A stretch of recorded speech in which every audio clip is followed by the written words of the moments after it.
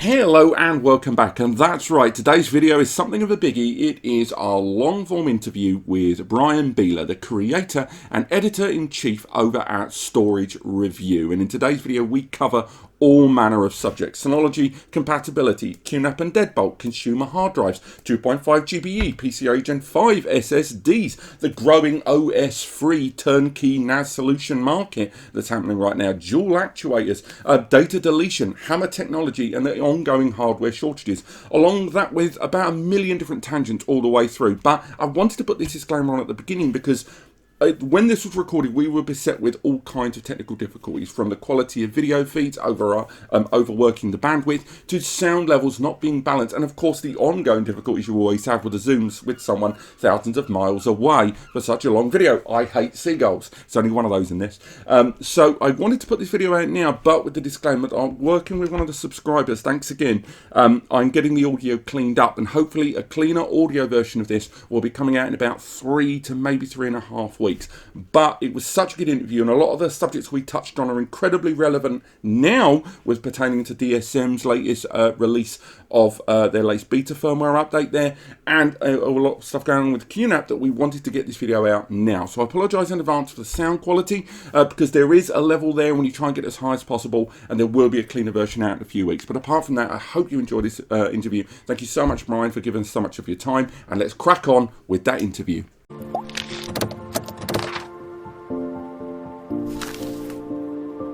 Hello and welcome back, and that's right, it's not just me here on the screen today. We have got Brian from Storage Review, the man from Storage Review no less, and in today's video we're going to be going through a bunch of questions that have been coming through on the previous Q&As and ones that we've been sent previously from the other collaborations, and we're going to pick through Brian's brain to get the real answers from, frankly, the giants in storage and servers. But in the massively unlikely event that you don't actually know who Brian Beeler is, would you like to introduce yourself to those 4 or 5 people on the island in the middle of nowhere that don't know who you are?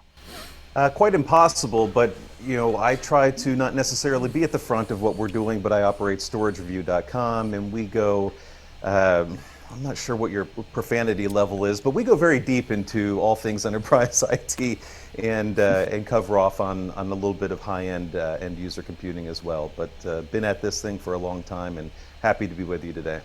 Awesome. I'll be straight with you. I think I already mentioned this in email. I've been following your website, I would say, longer than possibly even YouTube and Facebook. My first Mac Store drive had a review on your site.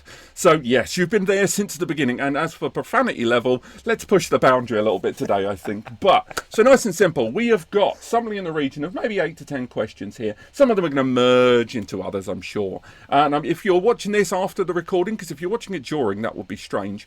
Time bar on the bottom, all the questions should be timestamped. If they're not, I'm not doing my job. And if you want to skip ahead to one, go for it. Maybe it was your question there. But straight away through, let's keep it open source. What would you prefer? Would you like a question on NAS and servers or on media, Brian? I thought maybe a third category of Premiership Soccer, but is that not in the books today? I'm afraid I am one of the many, many, many IT enthusiasts in the UK that didn't like PE. We don't like sport. We're not very good at sport. We're scared of balls.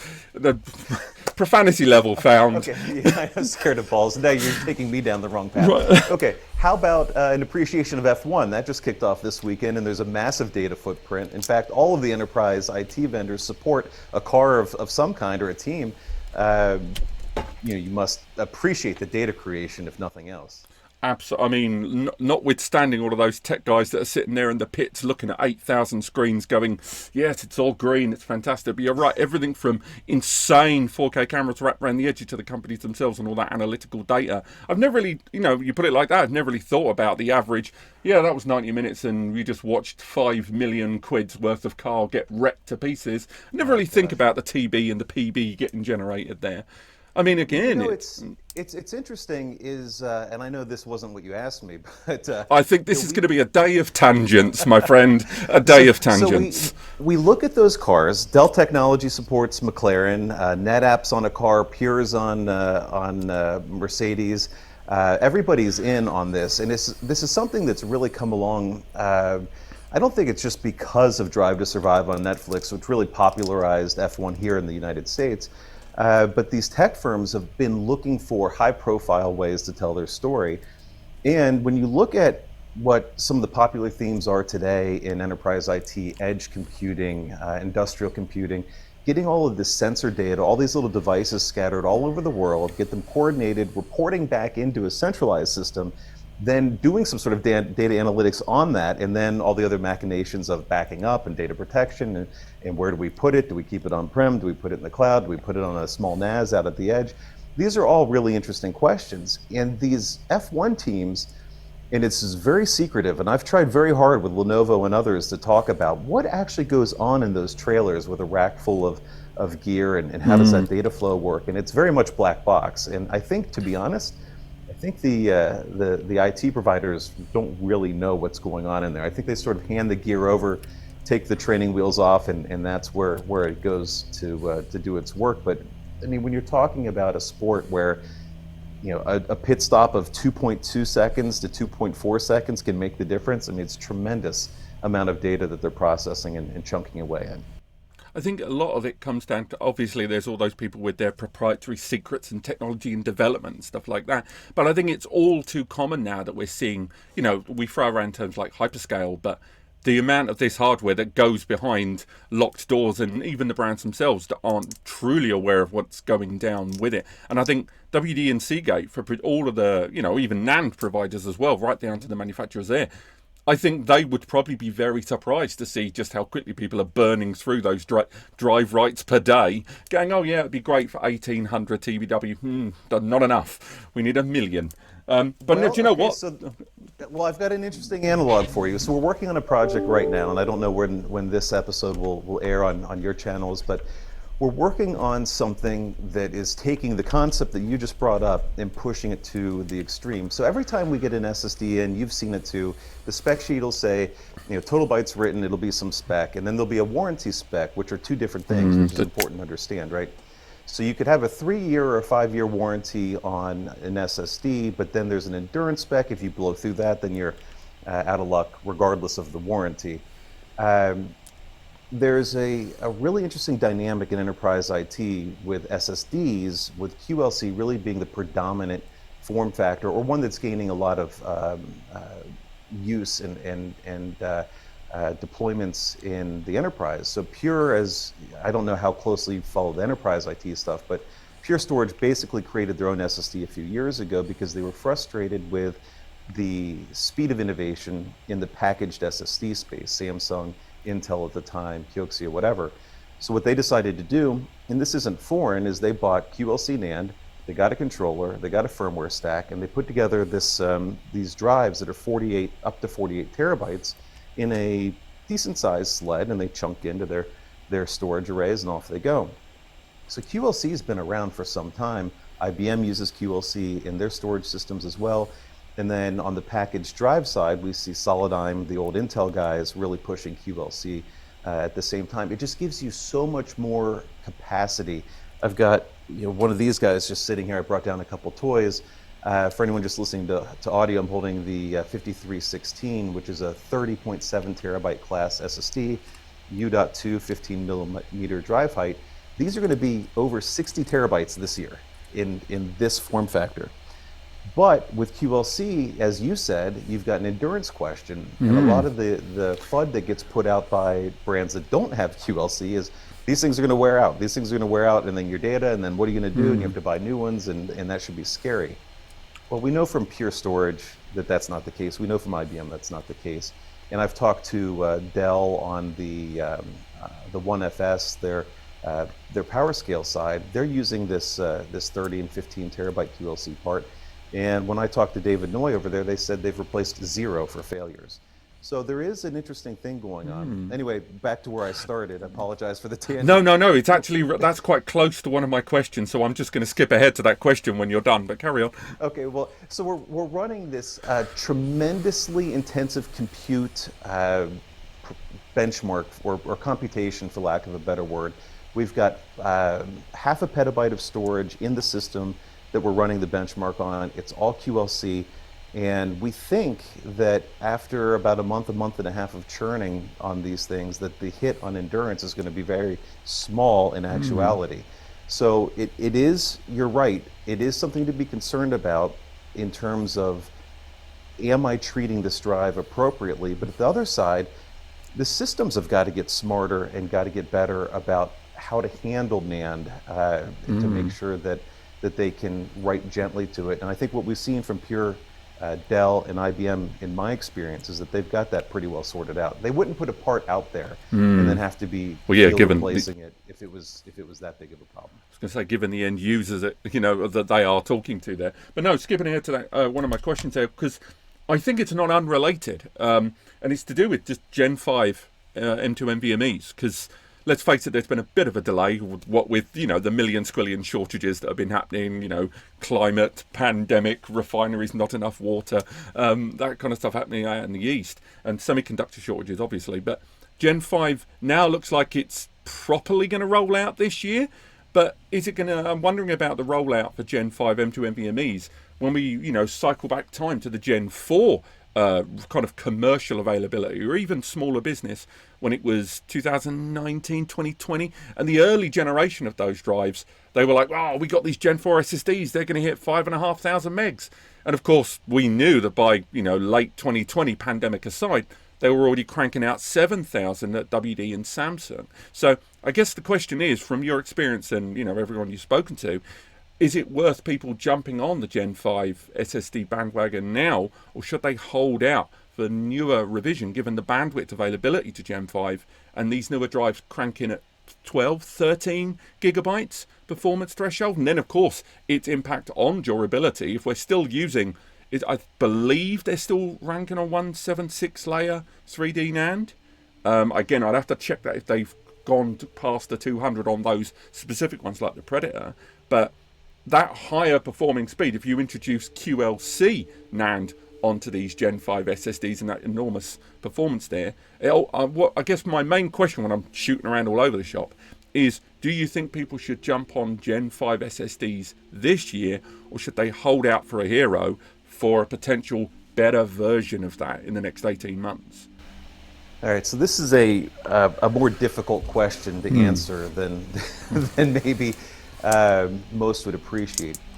I would argue that from a client computing standpoint, and let's break it up into two, client computing and enterprise computing. So from a client computing standpoint, anybody on game systems, on PCs, on notebooks that are evaluating and always like to consume the latest technology. I know those guys, I've been that guy. I would argue that for almost every use case, Gen 5 isn't going to get you anything. The drive is faster, yes. Gigabytes showing in their new 10,000 series is what they've named it. This is based on the Phison E26 controller, that it's going to be 10,000 megabytes a second, or whatever the performance is. If you look around at where individual users are constrained on performance, it's not typically burst performance, it's not even sustained performance. In fact, I think you could argue that even if you're a gamer, that your drive isn't, from a performance standpoint, holding you back at all. It's not the throttle point. Well, not until we get GPU direct storage. Now that's coming, or it's here, or it's about to be here, kind of depending on what you're looking at from a Windows perspective. And to be honest, it's not something that we follow super closely. But every time we get the conversation of, should I buy this or this? We just got another email yesterday. Should I buy the 990 Pro or the WD SN850X? And to be honest, if they're priced the same, there's not going to be any perceived difference in performance. So my concern from a Gen 5 perspective, and you're right, if you go back to the Gen 4 transition, we saw those early Phison drives they were great at the time, but they were quickly surpassed. So what happened in that generation that you're referring to is the drives came out, they hit a pretty good spec, and they blew away all the Gen 3 stuff. So that was kind of a natural uplift of interface, but also new controller, and so on. In the revision that came very quickly, it felt like maybe 5 or 6 months later, they put a new set of Micron NAND on that board that had faster transfer speeds internally, and now we really got the performance unlocked. And it was at that point where we saw drives from Seagate and others leveraging that whole board to really crank and go forward. Gigabyte, I know, has sent us a drive. We're looking at others on that E26 platform, and we'll see. I mean, we'll see. If you're a data scientist and you've got applications that can really leverage the performance, then so be it. But I'm not convinced, and I think that's part of the delay, that the market is there for Gen 5 parts, else we'd see it. I mean, we just don't see it. We don't see it shipping in notebooks. We don't see it shipping in PCs from Dell, from HP, from Lenovo, from anybody. And there is, you're right, a certain drive lack of availability, but those go both ways. The SSD guys will create what is being purchased, or what Dell says they'll buy 1 million of, or Lenovo. They're so pinched on cost on these systems, and I really don't think that in these early drives that most consumers will see the benefit from making that immediate switch. I think the point, I'm just making notes, by the way. I'm not writing anything crazy. This is just my chapters for the video later. But when it comes to like the CPU throttling there, an exceptional point. When I was doing my early benchmarks of Gen 4, I didn't even realize at the time when the Intel Core series went from 11 to 12 to 13 in, frankly, an incredibly short amount of time for those families. And they were already leaving behind a lot of the compatibility and broader support of bandwidth of even that Gen 4 slot. So much so that within a month of me buying my test machine, it wasn't useless, but it's certain already arrived with throttling there. So, I just hope that when Gen 5 is better established, that the rest of the surrounding hardware is a little bit better than it is, and not just almost a patchy firmware update almost of those drives compared with Gen 4 in the bandwidth transition. But no, fantastic. Yeah, it's tricky too, though, from a system design standpoint, because I'm sure we don't look at a lot of boards. That's not really our focus. We'll look at workstations and completed systems. We'll do a little bit of board work. But if you look at the initial launch around the latest Intel and Ryzen CPUs, you would see that Gen 5 support was in those, but it was very specific. It would be one port on the board, one PCIe slot, and it still comes down to resource allocation. How do you want your lanes to be distributed? How do you get there?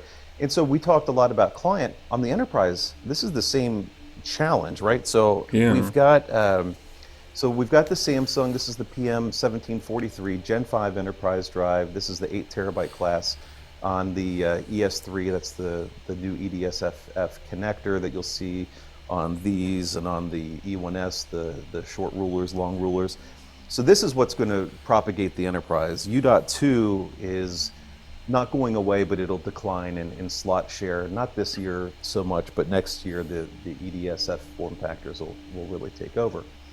But even in the server design, Supermicro launched some today, by the way, they have to make some decisions about where those lanes go. Do they go to storage?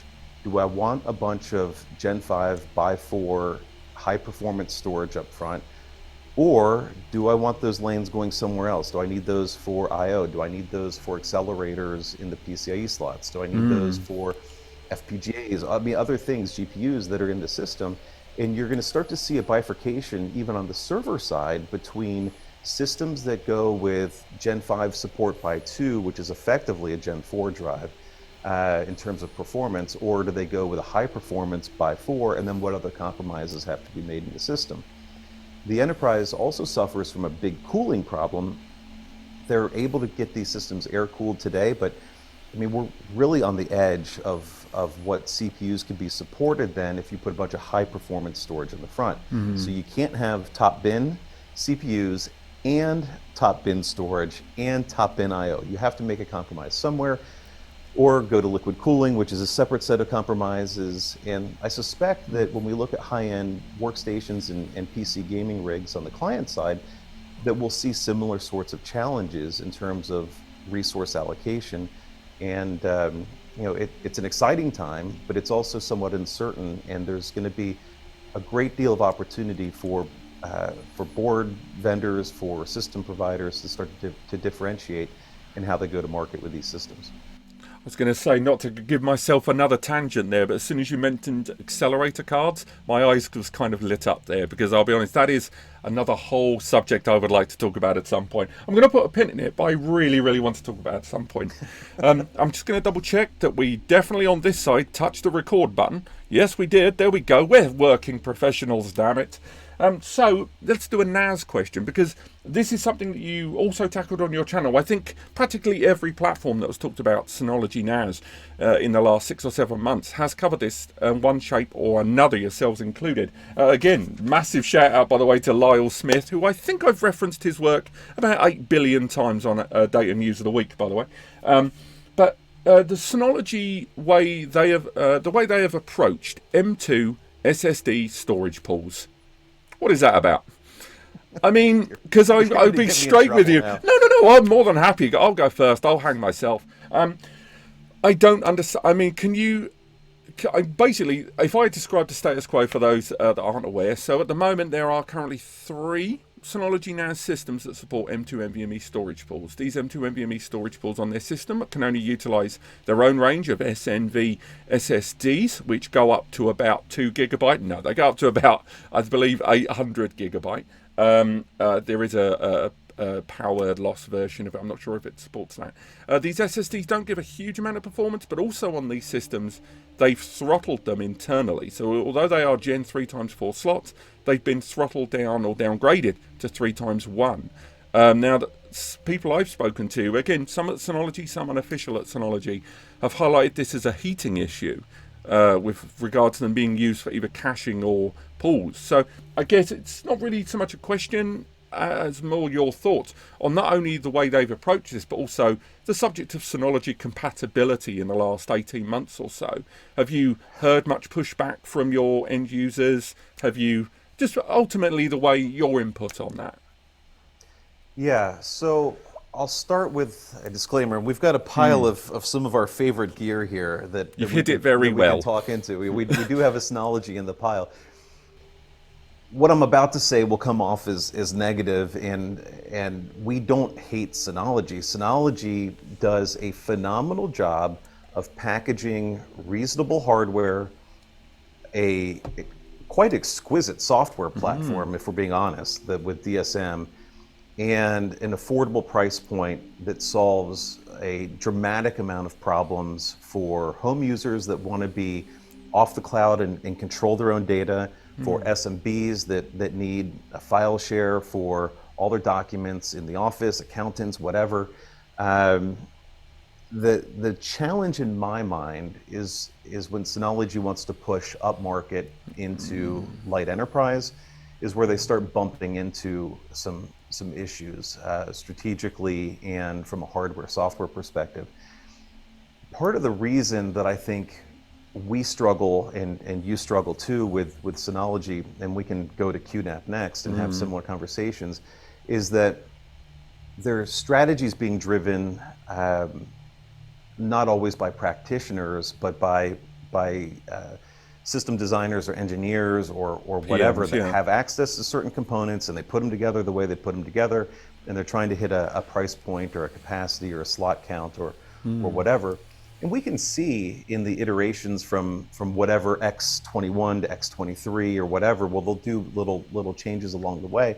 But fundamentally, aside from some of the things that you just noted, like the opening up M.2 support in some of these 23s, they're really quite similar. And if you're a home user or even a small office, there's very rarely a need to do a wholesale upgrade every 2 or even 4 or 5 years, so long as you're still getting the DSM updates.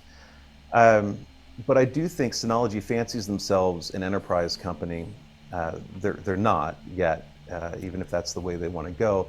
And some of the restrictions that they've put in place around hard drive placement in their larger systems, around SSD utilization, as you point out, and some of the other strategic decisions are somewhat flawed. So we still love them for home NAS, for SMB NAS, but when you start to look at a spend that gets into the $10,000, $15,000 range, there's a lot of enterprise solutions out there that are quite remarkable and maybe not exactly cost competitive, but bring enterprise grade things like snapshots and replication and cloud support and all sorts of other stuff that I think becomes pretty meaningful.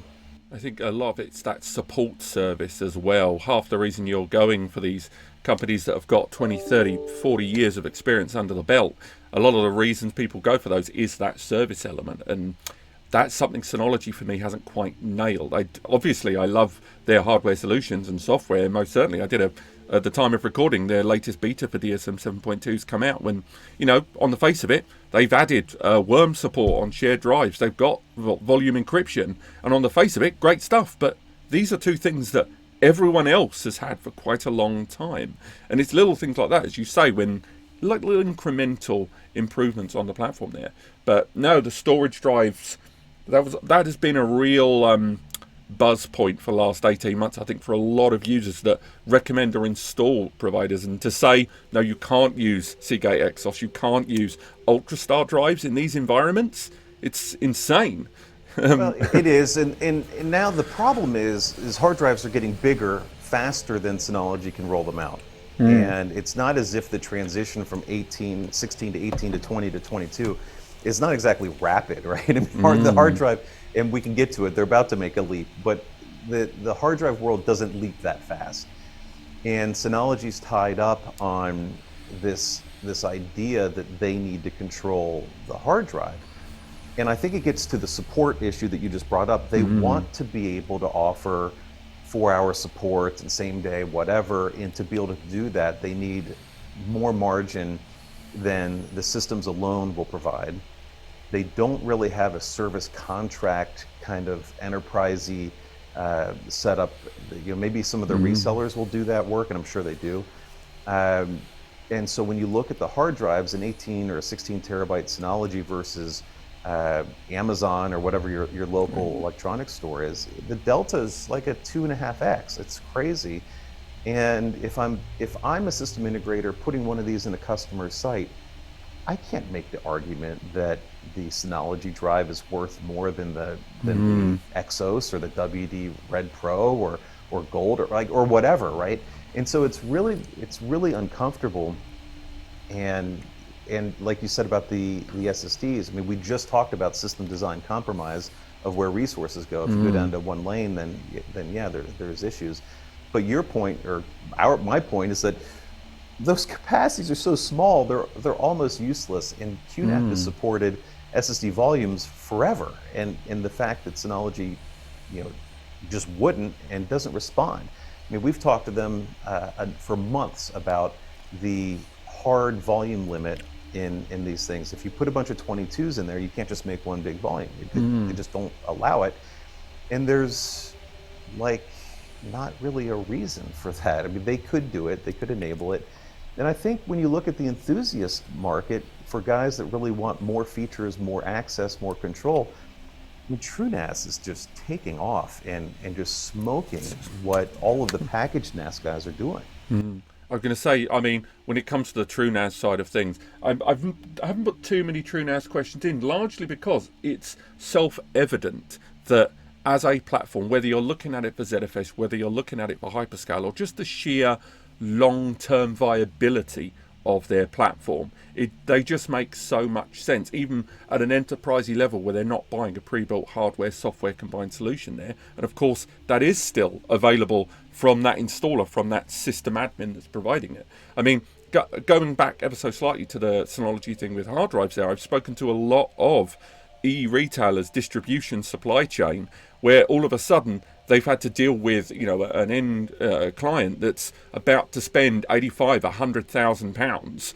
and they've suddenly found out, oh no, you can't use these 20 TB drives, you have to use these 18 TB drives, which are near enough identical, but by the way, there's a 35% markup. And just people are livid about that. I'm surprised Synology have not backpedaled the tiniest bit on that. I understand they need to stick their ground, and in a way they are creating a kind of phantom tier within their own industry, because they know they've dominated the industry, the market they were in, of the hardware software turnkey kind of ready to go solution there, and have opened The open source platforms, your Unraid, your TrueNAS, are always going to be a little bit more intimidating and time consuming for a lot of users that just want the storage to sit there, shut up and do its job. But this tier they've created, I'm not sure they've done it the right way. And I think they could... I think you're absolutely right. And in fact, our biggest problem with TrueNAS years ago was exactly what you said, that it was cumbersome to set up, and you really had to want to do it. And that's a bridge too far for many home labbers, home users, certainly SMBs aren't going to do that. It's gotten so much better. It's very much wizard driven for configuration now. They've got TrueNAS Scale, which gives you the opportunity to build a bunch of system resiliency into it. They've got a marketplace. They've got integrations with backup providers. We looked at in a Segra solution they had a while ago, and very easy to deploy. So I would say that the TrueNAS marketplace is behind where Synology, and Synology's always dominated on the app side. On third-party app support has been exquisite. QNAP has caught up there some. They've been talking about betas. They put out a beta today or yesterday, I think, on their virtualization station. So if you get one of these beefier systems with a bigger CPU, to start to think about running VMs on them. But again, it's tough. And I think that the channel that services these accounts needs to up-level themselves a little bit too, in really understanding what's out there, what the options are. But so Broadcom's buying VMware and or attempting to or about to or whatever, right? One of the side effects to that movement is that a lot of small customers are concerned that Broadcom will say, and this is widely rumored, okay, VMware customers that are huge, we're happy to support you and do whatever you need. After that 500, 600, 1,000 customers, you'll kind of get what you get.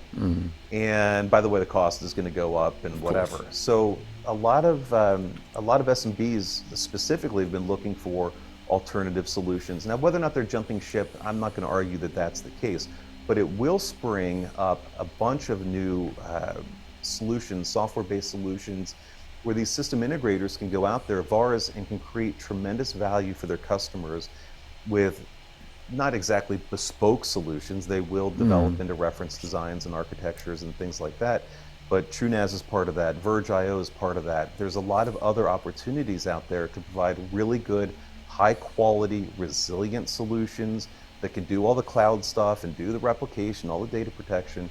And I just think that it's going to be really hard for what I call the packaged NAS guys, your Synology, QNAP, Asustor, like whoever else out there, to compete against the software-defined stuff in the middle, and also the enterprise stuff that Dell and HPE and Lenovo keep pushing down the stack. I mean, HPE, they'll give you an as-a-service solution with server storage, compute, switching, all of it at really aggressive price points. And I think that's one of the things that a lot of businesses are afraid to even ask the question, because they just assume it's going to be expensive if it's Dell Tech or if it's HPE or whatever.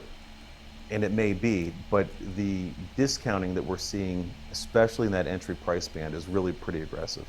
I mean, do you know what? You've opened my eyes to something I've never really thought about. I'll put my hands up for this for the video. I've always thought a lot about these NAS brands that I talk about here on the channel, pushing up, trying to get into that tier. It's never really occurred to me or observed that they are pushing down onto them. It's the first time I've really thought about it like that. Hopefully, at least one person watching this has thought the same thing. I mean, when you look at TrueNAS and TrueNAS Scale, for example, or TrueCharts, that incredible initiative of all those widely supported third-party applications. But you know what? Tangent. Let's go straight over to some hard drives. Let's keep it light. Are hard drives dying? Are they already dead? And we're talking consumers, obviously. We're not going to attack the data center because, frankly, data center, I think the odds of hard drives leaving the data center, notwithstanding resource consumption in the middle. I mean, what did I see a couple of years ago? I remember when the same day when I was doing a Date and Use of the Week video, I think it may be a year and a half ago, I was being contacted about someone about to purchase a 24-bay hard drive array, and they were kind of, oh no, hard drives are going to be dead in like a year and a half. And the same day, Seagate went, oh, we're doing NVMe hard drives. What?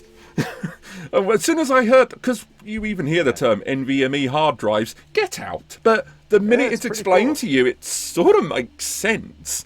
The minute you're talking about hardware architecture. But I mean, then you look at OptiNAND and the WD, and then the actuator stuff, the dual quad actuator. We'll talk about that in a bit. But when it comes to the consumers, I still genuinely believe hard drives aren't going anywhere. I don't care how many people tell me otherwise. Maybe you'll disagree. I think it's a shift of where they are, right? I mean, so you told me I can't talk about data center, but I am anyway. Oh no, go for it, knock it out. The only reason I say that is I think it's untouchable at data center, because I think data center. You're absolutely correct, because you can't have cloud without hard drives, and you can't have cloud without tape to a certain extent as well. Yeah. So there are absolutely instances that are out there that will use tape as a tier and cache to hard drive, which is hard to even wrap your head around. But tape is not going anywhere, despite its proclaimed death for the last I don't know, at least 3 decades. And hard drives aren't going anywhere. Are we on LTO 8 or 9? Sorry, I'm trying to remember which LTO we're on. 9. Yeah, and with the compression available, you can just it's remarkable.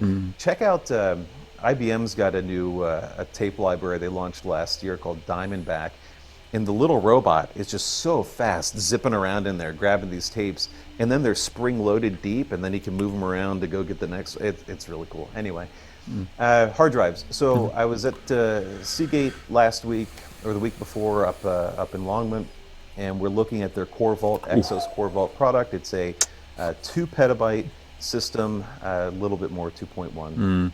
And it holds 106 hard drives, and it is absolutely fundamental to every type of cloud service provider, managed service provider that needs resilient, big, bulky storage that JBODs have done for decades and will continue to do.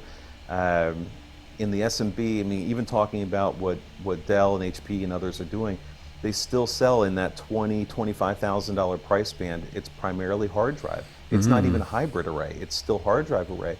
Because the truth of the matter is that just like I kind of rained on the Gen 5 SSD parade for client systems, the hard drives in aggregate can still provide pretty good bandwidth. And yeah, you can accelerate them with some flash if you've got some hungry applications, but for things like NAS, like these Synologies and QNAPs here, it's really quite good. I don't think you'd be hard pressed to put a 6 or an 8 bay Synology or QNAP in someone's basement and say, hold all your family photos, all your videos, all your stuff, run virtualization, whatever you want to do on it. I think very few are complaining about overall performance. To your point, in client systems, though, where do hard drives go? In notebooks, they're gone. I mean, they just of course. There's single drive OS, etc. Would be ridiculous. Yeah. Yes, they're too. That one's the one where you can feel the difference when you go from the best hard drive on the planet to the worst SATA SSD. Everybody will notice that boot time go from 39.5 seconds to 11, and then you get really good, and it's like instant on, right? That one's got some power consumption benefits too. So that's and everyone wants to be thin and light. So in that one, we're even seeing challenges with the SSDs where they're going to these really short 2230 single-sided. Steam Deck job, that's the width and length, right? So a 30 millimeter drive, single-sided, so they can get really small, on the Z height, so they can squish those cases together. You trade performance, but you still get the benefits of SSDs. I just think with hard drives, even if you've got a desktop chassis and you're a workstation, the OS drive on the SSD, but it's never going to be the archival size, even for a single drive. I just think hard drives, even in the consumer market, I just can't see them ever going away. Even with, look at Gen 5, we said there, as fast as Gen 5 may reach durability or otherwise, you're still going to be at a physical cap limit. And 4 TB, 8 TB on those NVMe's, and an 8 TB drive, what is that, a couple of hundred, maybe 2.5? Right. Yeah. Right. I mean, the price per gigabyte's a joke. It's falling, though, because there is, as much as we had all the problems with the supply chain early on, now we've got a NAND glut, and these guys are just, and hard drive too, these guys are just getting crushed right now. WD, Seagate, I mean Samsung, everybody is getting hit. Um, it's a question of where the hard drive goes. So in a tower workstation, if I'm doing some intensive work, as you say, if I'm a machine learning data scientist and I'm cranking through some data sets, do I want it local? Yeah, maybe that's a possibility. To your point, can I do it all on flash? I can, but then it gets expensive. And so then it's a question of, you know, what is the data worth? If it's game saves, then yeah, maybe a hard drive's fine for that, because I can put an 8 or 10 or 12 terabyte hard drive in there for I don't know, 100, 140 bucks or whatever, and get a great big platform to put all my saves on, or my photos or whatever. Still back it up somewhere else, please. It's like breaking recording there, don't worry about that. But do you know what? Let's flick back to a little bit of subject of NAS there, and let's talk about QNAP, because, we've got to talk about it. Deadbolt happened. They weren't the only ones affected by it, of course. But afterwards, there was the ripples of how they handled it, how they informed their user base. And now it's been, more than a year.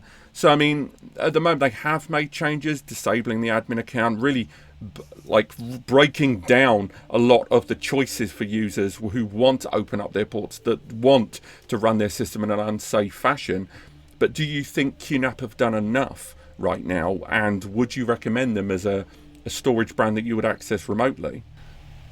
So, this is one where you and your audience are very intimate with this and very close to it. I think the problem that you illustrated is that QNAP's mistake was in the response. And that's always the mistake every time a brand has a data breach or a hack or whatever. The ones that get out ahead of it and say, hey everybody, we screwed up, this is what happened, we've lost, or 500,000 customer records have been breached, here's the fix, and we're going to buy you data protection, subscription for a year and whatever. I mean, that's the kind of response that mitigates the concern. And as I'm sure happens to you, anytime we post QNAP content, reply number somewhere in 1 through 3 is oh great, there goes hacksaw. Yeah, and it's not an unfair comment. It's somewhat frustrating as technology publishers to have to deal with that every time, because I didn't do it, you didn't do it, it's not our fault. But at the same time, it did wake up the entire industry to admin account security. And this isn't just NAS. I mean, we see it on routers, on Wi-Fi things for home. Like, those things used to be, admin was how you accessed your Netgear or whatever. I'm not picking on them, but just whatever your Wi-Fi access point was, that's changed. And the way people access data on their NAS needs to change and be more secure.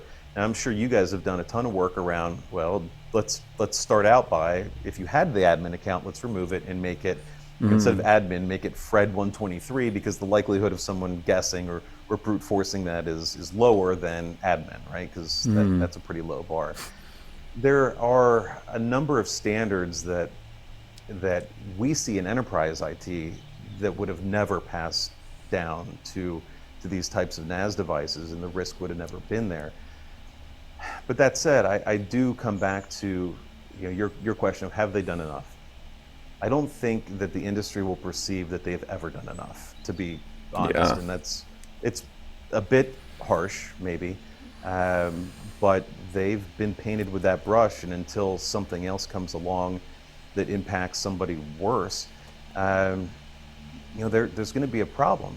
But it's not just them. What was it? TerraMaster or Aetherstore and TerraMaster got hit by the same thing. And do you know, just doubling on your point there, so many people don't know about Synology being hit in, I believe, 2014 with Synolocker. It was nowhere near the same scale as Deadbolt by any degree, but so many Synology now, they handled that really well.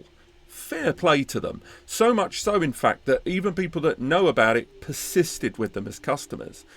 But even during all of the, and again, we pick Deadbolt. There are, of course, a multitude of different ransomware attacks out there. But one of the difficulties I had, and again, I'm sure someone in the comments now is going to say, QNAP Defender, but it was kind of a three-prong difficulty for me, at least, to talk about it, notwithstanding the fact that I have recommended a lot of their products. But one, a lot of these issues stem from Linux, because everything's built on Linux. So these patches have to be rolled out by Linux, and then they have to integrate it into their system. And trying to relay that information never really does the job. The second issue, of course, is saying to people, well, in many instances, not all, the vulnerability was in an old firmware that you didn't patch, and you took this device on, and then there's that onus of responsibility between the end user and their commitment to this solution, and the idea that they said, no, I bought this as a backup, it's a backup, it's a backup. And it was very hard to have that conversation sometimes, particularly, like, to case in point, we mentioned some of the other brands affected. There was a chap that I helped out. He was a marketing manager. He was 2-3 photographers underneath him, and he lost 25 TB of data on an Acer Store NAS to this. And I'd recommended it to him, but I'd recommended it to him 3.5 years prior, and he'd never run an update, which is insane. It's insane. I agree. However, what is the expectation when you provide these tools to people and they crash the car? Like, if you're going to let the YouTuber buy the Lamborghini and they have no training whatsoever, and they go track it and put it into the wall, is anyone surprised? Is it the YouTuber's fault? Probably yes. Should Lamborghini or Ferrari or whoever have cautioned them? You know, just jamming the pedal to the floor may not be a great idea unless you're trained on it. I don't know. I mean, where does the responsibility lie? And I think that's part of the problem. And if you deny or delay your communication, which you hit on before, that's problematic. Yeah. If you're not doing more to tell customers these things need to be updated, that could be problematic too. But if I've got a photography studio and I'm not an IT person, but I buy one of these IT devices, yeah, it's a tough thing. You highlight, so many good points just in your three-prong approach right there that we run into all the time. Looking at it from an enterprise standpoint, there's a very simple concept: 3-2-1 backup, 3 copies on 2 different media, 1 offsite. So if I'm a small business or a family running on any device, whether it's a TrueNAS on this HP or QNAP or Synology or anything, doesn't make any difference. If I'm running my home or my photography business or my accounting firm, and one device is my source of information and the only one, that's problematic. That is an absolute catastrophic problem waiting to happen. And it may not be today, may not be tomorrow, may not be ever, may not be you, but it happens to somebody, whether the device is stolen or you get into some weird failure where 2 hard drives crap out at the same time. Not common, but it happens, and depending on all these things. So I think we need to educate the industry, ourselves included, need to be talking to people about this is not backup. And if this is your backup, then you probably need one more backup past that onto some other media or different media that could be retrievable by something else. Because when we run into the problem, and this is crazy, I had a conversation with a major cloud provider making the argument that, and this is terrifying to me, making the argument the cloud provider was that their customers don't need to worry that much about backup because we've never had an outage that's lost data. Like, no. That's how we get screwed, because it's not a problem until it is a problem. So if there is a catastrophic software failure that gets pushed out in some point release, and you can no longer access that system for whatever reason, and the data within, what's your plan to recover, and how bad's it going to hurt? I mean, these are the things that even consumers need to understand. If I'm putting all my family photos on this, just because it's RAID doesn't mean it's secure. What if your house floods or catches fire or gets burgled? I mean, I don't know, but you got to have a plan. And I think it comes back to any of these security problems. If you get a ransomware attack, the best defense against that is to have another copy so that you don't have to pay the guy, 1/100th of a Bitcoin or whatever to release your data.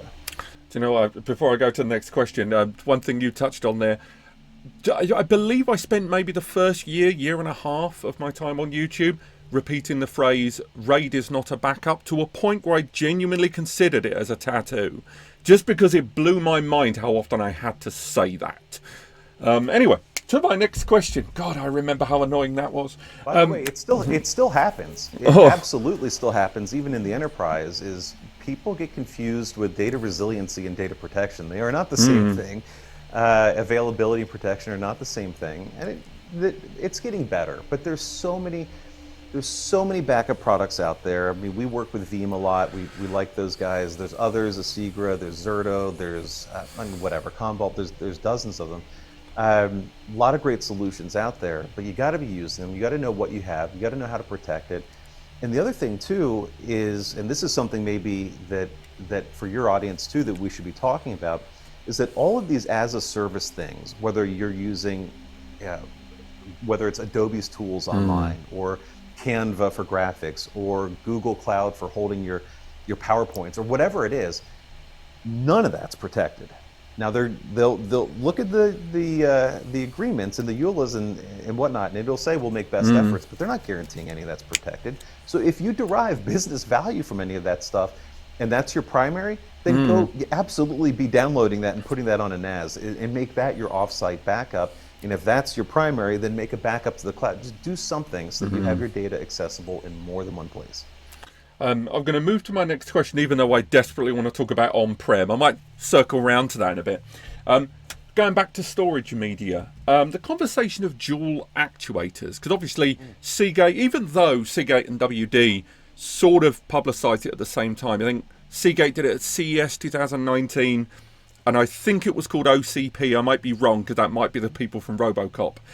When I think WD uncovered their own dual actuator drives at that event of the same year.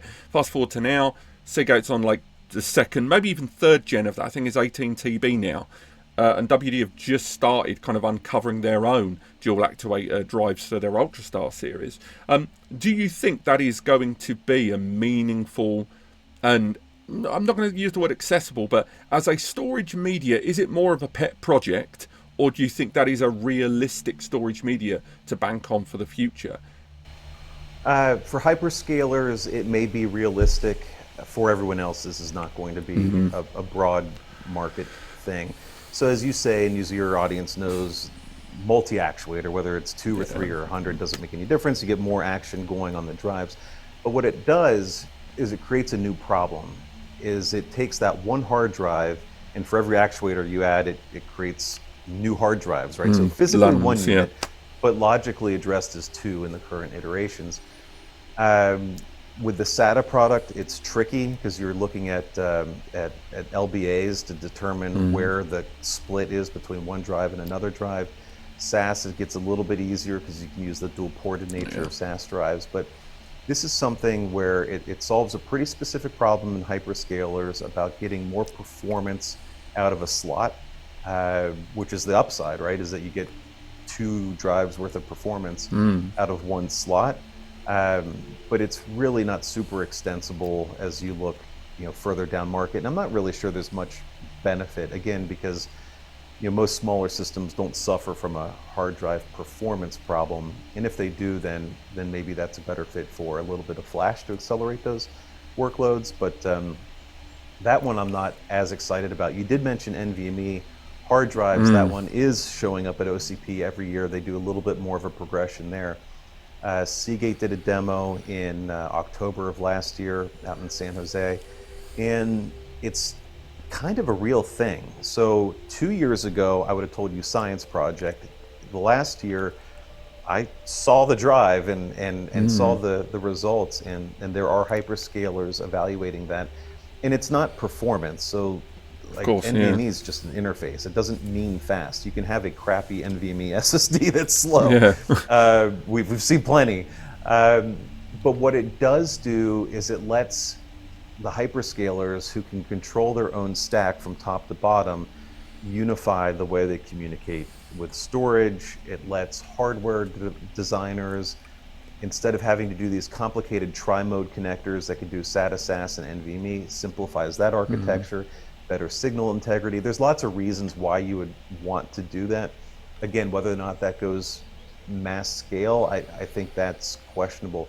The one, though, where I think your readers and viewers will get excited is about the next generation of storage technology, and that's going to be, it looks like HAMR, and Seagate has talked about this extensively, and based on what we're being told, and maybe the same for you, we expect that they'll ship 30 terabyte HAMR-based hard drives this year. It'll be an enterprise product primarily, I think, but that technology is going to come downhill. And of all the things that we're looking at on the horizon, that one's the one that I think is most applicable outside of the hyperscalers. Looking at WD's roadmap when they were talking about the implementation of EAMR and then MAMAR, and it was just really interesting them to say, yes, we're going to invest in this.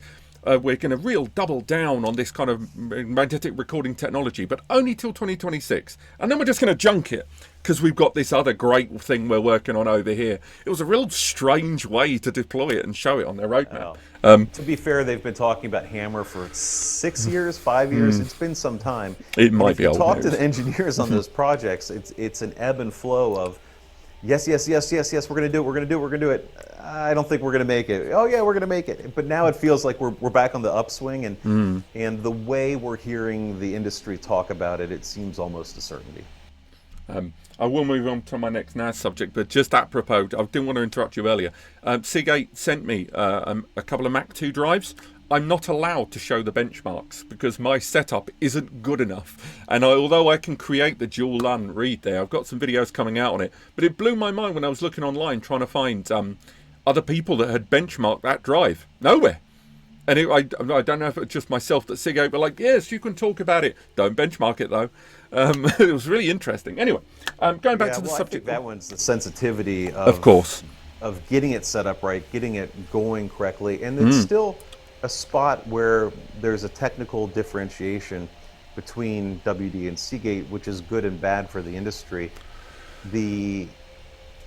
If they don't both deliver a technology in a similar time frame, the likelihood of enterprise adoption is exceedingly small. And if the enterprise doesn't adopt it, then it's often not going to come further down to end user SKUs. They can only do so much with hyperscalers, and there's a lot of business there, but the enterprise won't take them on unless they can dual source the product. And if WD doesn't have a multi-actuator drive that performs similarly, that costs the same, that has a lot of the same characteristics, they're largely not going to accept it because they can't get it from more than one vendor. And we know Toshiba's I don't know what's going on with Toshiba either. Substantially behind the curve, right? I've never understood that. Well, that's another big video right there. No, just thinking about, do you remember the good old days when it was just, oh, we've got the biggest capacity, we win? What a simpler time that was. Man alive, that was an easy time. Anyway, over to NAS, nice and simple. Again, this is, I'm going to say majoritively consumer and very small business, but it is a subject that's persistent. 2.5 gigabit Ethernet. Now, the amount of time, obviously, exactly, we've, like, people like Synology that have not really embraced multi-gigabit, they've started rolling out 10G, and their latest releases, even their latest rack mount SA has got 10G as standard. But what's your opinion of 2.5 GBE, just generally? So this one's aggravating because if you go to the guys that make the NICs, they'll tell you in volume, and this was years ago we had this conversation, in volume, the 2.5 gig NIC is pennies more than the gigabit NIC. So from a cost perspective, there's no reason.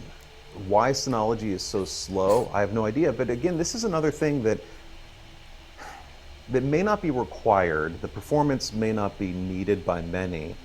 But why not? Yeah. Why not embrace new technology and be on that leadership cutting edge? QNAP did a much better job of bringing 2.5 gig, multi-gig through their portfolio at least, I think, a year and a half faster than Synology. You're probably closer to that than I am.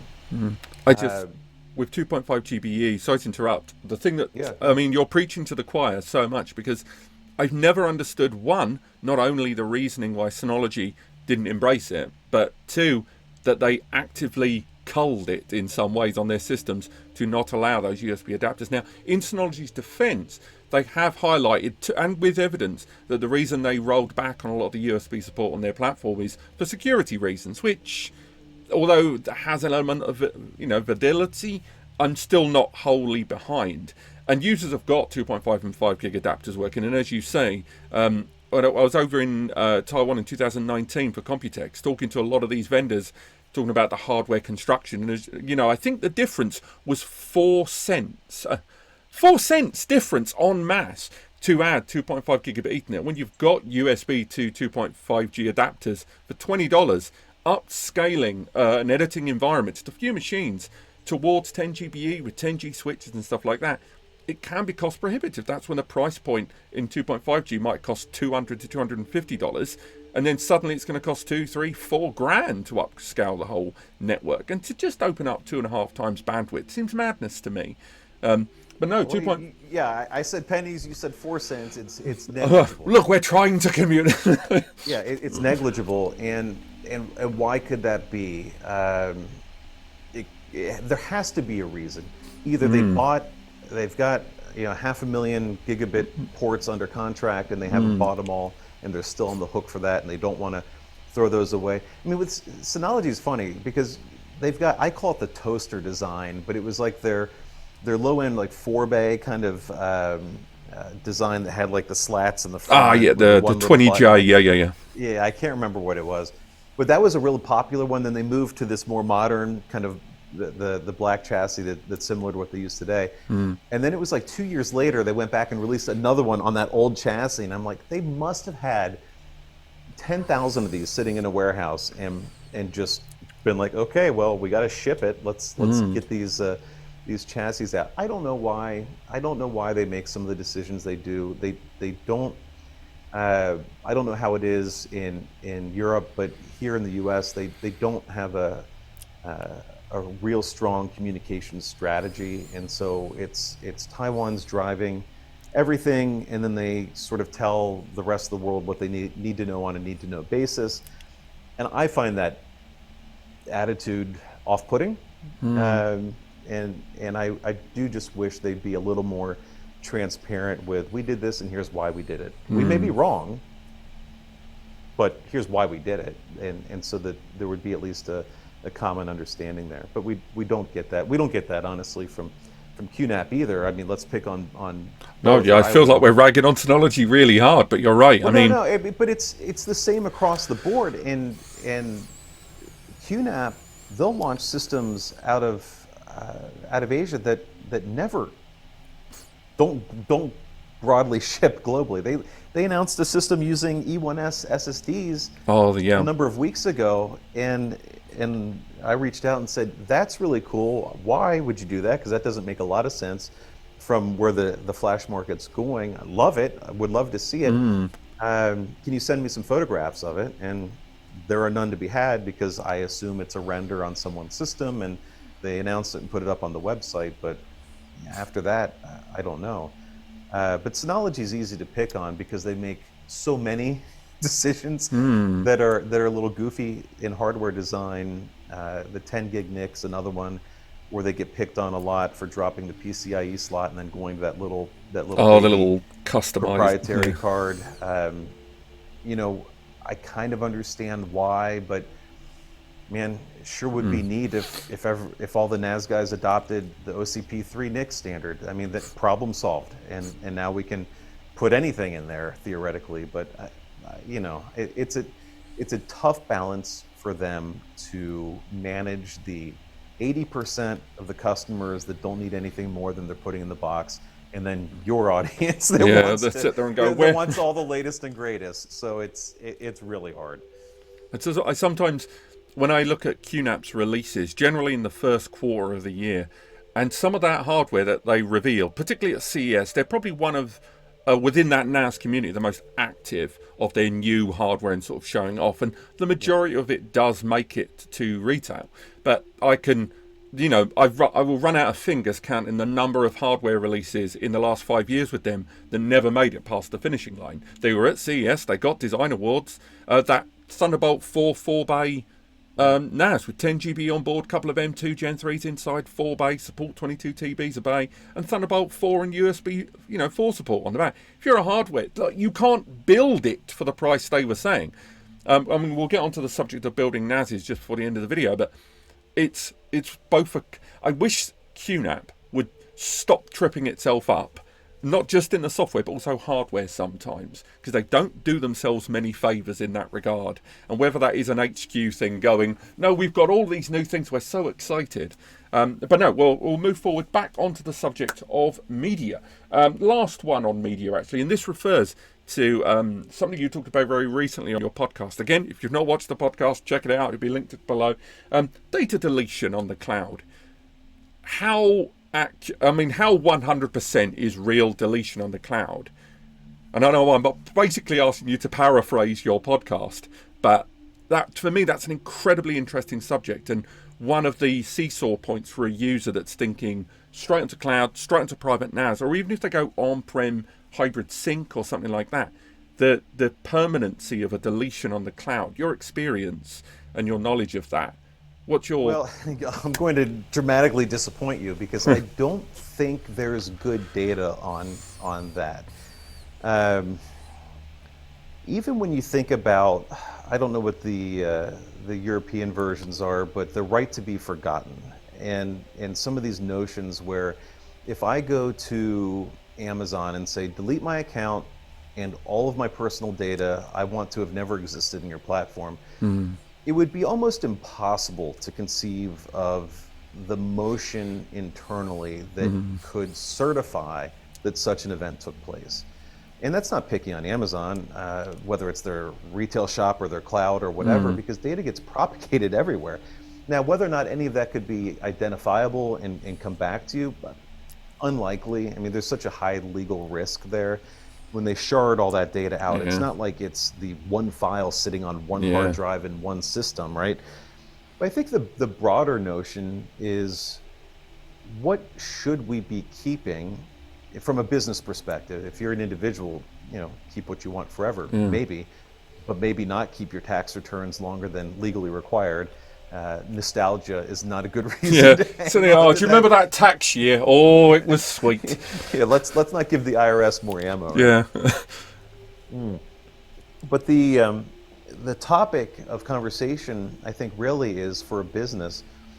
What's your benefit to keeping the data, and what's your risk to keeping the data? If I have a breach, now I've got all this old legacy data that's exposed potentially that had no value but now has great financial risk. On the other hand, maybe a new AI algorithm comes out, NVIDIA cranks out some new thing that I can install and look at my retail sales from the last 20 years and figure out, I should have been selling more blueberry cupcakes than chocolate chip.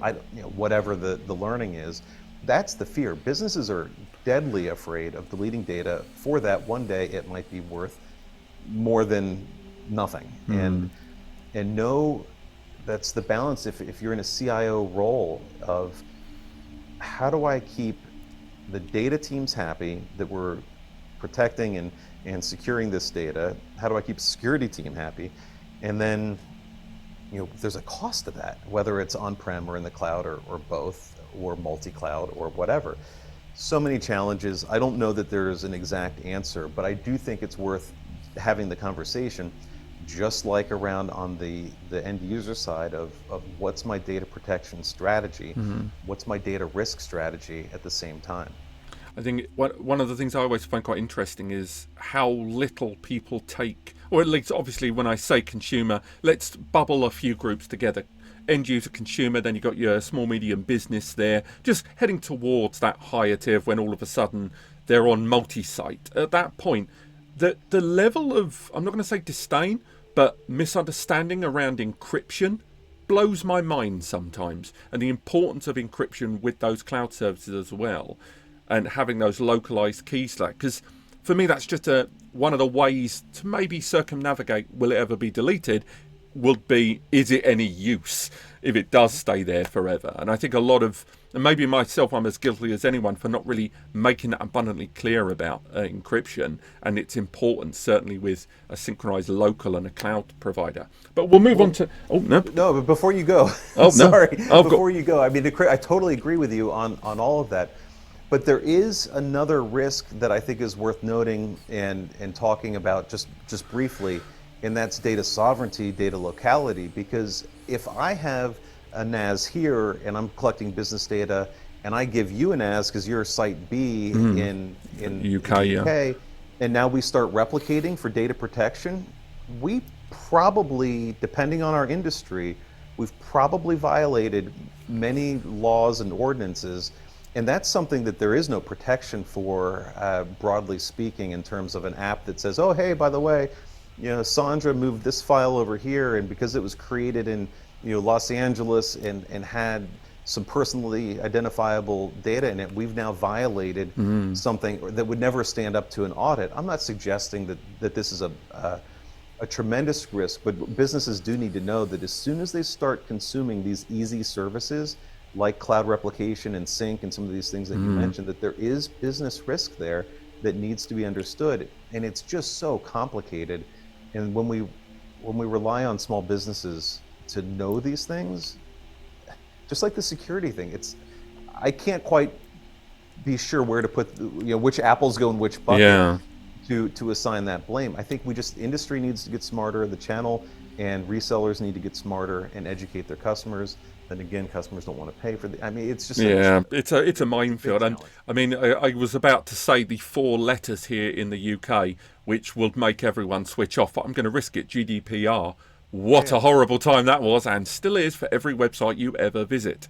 But it's that whole question of due diligence, isn't it? It's the company's expected responsibility on there and translating that. And I don't think anyone, I think I would say myself, I can't speak for you, but I can say for myself, I've probably not translated that enough. But my last subject, before we wrap things up, this is something I mentioned to you in email before, and I can't really put this into a question. It is mainly some statement. This is going to be a statement. Well, not so much a statement. It is a growing trend that I've certainly observed in the last 18 months. And it is this middle ground between your turnkey NAS, such as your Synology, your QNAP, your which can go down to your stupidly cheap devices where you're spending 150 quid, dollars, let's call it whatever, and you're spending that kind of money and you're getting the hardware and software included, so you're getting that setup instant solution. Then you've got the other end of the spectrum where you've got I'm going to build it myself, but I've got open source. I can open WRT, I can Unraid, I can TrueNAS, I can do all of that, use Proxmox, stick as many different platforms on inside that system as possible. And there's this middle ground that's slowly starting to really explode. And it is custom built, brainless solutions. It's got the CPU and nothing in the middle. And it's seemingly growing. And I hadn't really noticed it until I saw 1 million Kickstarter crowdfunding systems propping up doing it. Then you've got your AliExpresses, then you've got your international vendors producing a lot of these hardware systems that are basically QNAPs and Synologies without the software.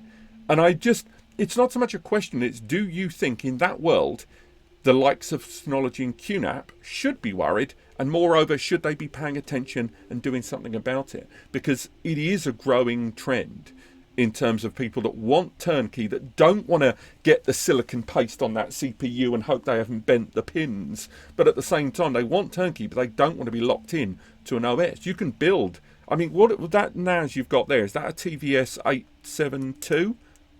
Whatever is the top one, whatever it is. No, don't worry. I was going to say, that's why I get invited to the cool parties. But if that's like the i7 version, that's like 2.5, maybe 3 grand. And you can build that for about 800 quid. And it's that idea that this market that's growing in the middle for a turnkey equivalent of that without the software. Have you observed any of that on your side at all? It's funny. We actually did a thing a while ago where we tried to take $800. There were 3 of us. We all built these NAS systems to see what we could come up with, and then install TrueNAS on it and be on our way. Kevin actually went with this HPE microserver for his. I did this monstrosity. There was an AMD all-in-one board. The board's phenomenal and actually gets you at least halfway to what you're talking about if you're going to do it on your own. You don't even have to put silicon paste on it. Yeah. And then we had an intern that made this monstrosity that smelled quite literally like cat urine. So you do highlight a good point, though, of roll your own. And I don't know if most people know this, but QNAP actually OEMs their hardware and will sell it to software providers that want to put their own stuff on QNAP hardware. I did not know that.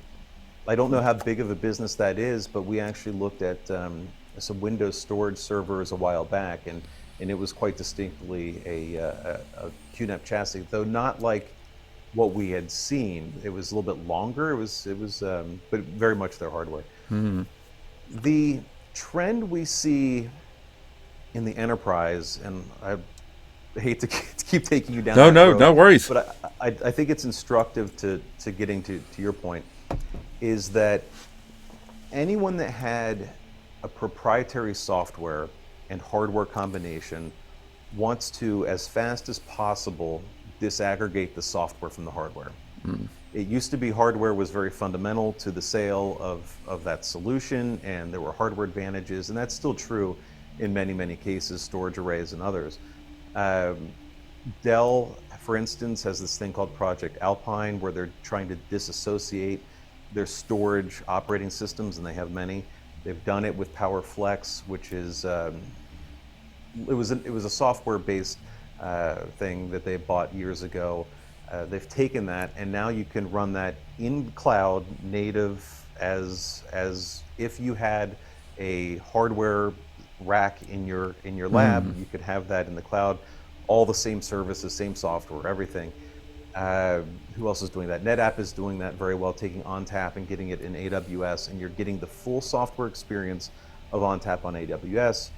And the extension of that would be that theoretically I could take one of these operating systems and install it on hardware of my choice, and not be tied to the hardware decisions that NetApp or Dell or whatever anyone else makes. What you're talking about too is the commoditization of hardware, and it's always happening and always progressing. What would be really neat, I think, would be to have Synology or QNAP say, yeah, you know what, maybe hardware, we'll still sell the hardware because some people want to consume the easy button, no problem. But if you want to put this on your own gear, here are some guidelines, and here's DSM 7 point whatever. Go run it on PowerEdge servers if you want that kind of design and power and reliability, and you run virtualization and you want more cores and stuff. That would be cool. Maybe I'd like to run Synology natively in the cloud as a low-cost off-site backup alternative, and I'm comfortable with that. Those types of things would be neat. I do think that they'll end up bumping into more enterprise type solutions. I think TrueNAS, again, we've talked about a lot, is going to continue to be a problem for them as that simplifies and as more features come out, as they push into that higher end market. But a software forward version that's licensed on cores or capacity or something wouldn't be obscenely out of the realm, I don't think, and is certainly the way the industry is going. I did a video, must be about 4 or 5 months ago, on this very subject, saying, will Synology ever, not so much switch, but allow DSM to be purchased as a software-only package? Because obviously that is their big trading block. They've never been the hardware brand. They've got virtual DSM, VDSM, you get a license with your system, but you need to already own a Synology, which a lot of users will look at and go, eh. And then, well, they will. And then at the same time as that, they're obviously combating a lot of the time. And again, I'm going to say a naughty word here, exponology, because all the time you've got their homebrewers underneath them ripping their software apart and creating the very thing people want to have DSM on their own hardware. And then to give you a small example, look at QNAP's platform. They've got QTS on there. It's not everyone's cup of tea. It's not quite as cohesive as DSM there. I think even some of the design choices between applications, it's allowing users to do loads of things and then sometimes going, oh crap, there's too much going on. But at the same time, I did 2 videos where I showed people how to format that system with TrueNAS Scale and TrueNAS Core. because it has a little DOM inside there, and you can install it either on a fresh drive or even on that DOM, but you can also reverse it. I did that video with TerraMaster and Acer Store as well. TerraMaster and Acer Store went livid. They were furious. QNAP didn't make a noise. Not a peep. Make of that what you will. They did not at any point say, why did you make that video with our hardware that we sent you to put TrueNAS on there? And a lot of people really enjoyed that, because a lot of people were buying QNAPs for that hardware, but they wanted to use their own software, again, in that middle fold. Maybe one day Synology might license out DSM. Who knows what it would cost? And I think you're bang on the banana that it would come down to number of cores, number of drives, perhaps, with the Unraid model. But no, I think TrueNAS, I never really thought the way you mentioned earlier on about pushing down. And do you know what? I think I've run out of questions, which is great stuff. We've covered them all. Unless you can think of anything else, I think we should let all these people and each other go home. But can you think of anything we've missed? I would say not. I mean, what could be more entertaining than another hour of this conversation? Look, I know that we've both been very transparent today. I've been extremely transparent about our experiences, and I think that if you listen to everything that we had to say, that out of context it may sound overtly negative, but it happens to be that you and I are in deep into this enthusiast community, and the enthusiast community has certain requirements, certain things that they like to see. And to be fair, they would never be happy. You could put 2.5 gig native in every Synology and they'll say, why don't you have 10? I mean, that's just how it's going to be, and that's fine. And I think that's part of the understanding, is that at the end of the day, they do a really good job for addressing the needs of a majority of the world out there that needs some degree of storage that's resilient and easy and has apps and performance, can plug and play local, and do these things. And they do a really good job of that. So lest anyone thinks that we're hating on particular brands, I will say at Storage Review, we really, for these package solutions, we really only look at QNAP and Synology. I've honestly kind of backed off on some of the smaller brands just because we don't have as much time to focus on that one vertical. And I do feel like those are the two that have a substantial lead over the rest of the market in terms of quality and software and feature set. But you see them, we have them, we like these guys, and for many, many use cases, they're perfect.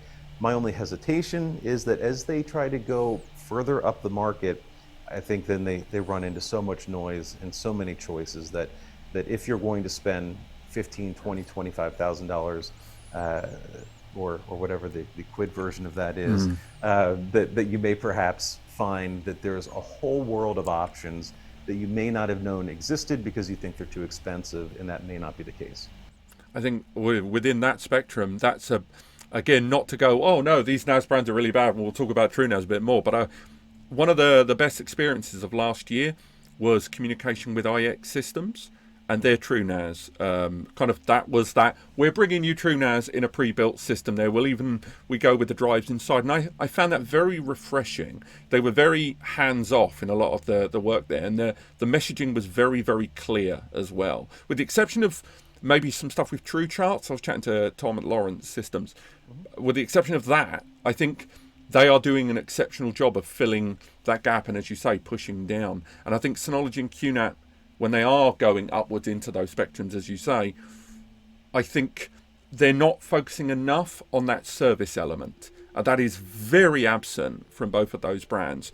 I thought Synology might go down that with 24/7 support, but then are they spread out enough? Would it be spreading themselves too thin? Well, maybe we'll make this video in a year and we'll be wrong. But I think we'll be right, personally. But yeah, thank you so much for coming on the channel today, Brian. Hugely appreciated. Again, I hope you guys have enjoyed this as well. Let us know in the comments about the things you liked, you disliked, and other questions for future videos. But apart from that, thanks for coming on the channel. Thanks for watching, everyone. There should be chapters at the bottom. Let's see. But apart from that, have yourselves a lovely week. And thanks again for coming on. Cheerio, everyone.